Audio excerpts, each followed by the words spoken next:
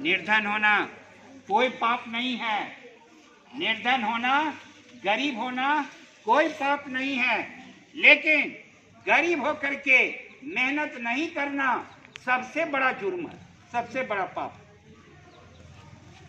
ये कीमती बातें आज के दिन नोट कर लो कि गरीब होना, निर्धन होना कोई पाप नहीं, कोई जुर्म नहीं, लेकिन गरीब होकर के, निर्धन होकर के मेहनत नहीं करना ये सबसे बड़ा जुर्म है और सबसे बड़ा पाप है। तुम सब जितने कन्या मध्य विद्यालय पिढौली के प्रांगण में आज मेरी बातों को सुन रहे हो, तुम एक छोटे, एक मध्यम, एक निर्धन बाप के बेटे और बेटियां हो।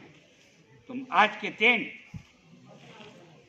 चुनौती को स्वीकार करो और इस धरती का सौगंध खा करके कह दो कि सर, आज के दिन इस आदर्श राजकीय के कन्या मध्य विद्यालय पिढौली की धरती का सौगंध खा करके और इस मिट्टी का तिलक लगा के मैं आपको वचन देता हूं कि मैं एक सफल नागरिक बन करके, एक बड़ा आदमी बन करके आपको दिखा दूंगा।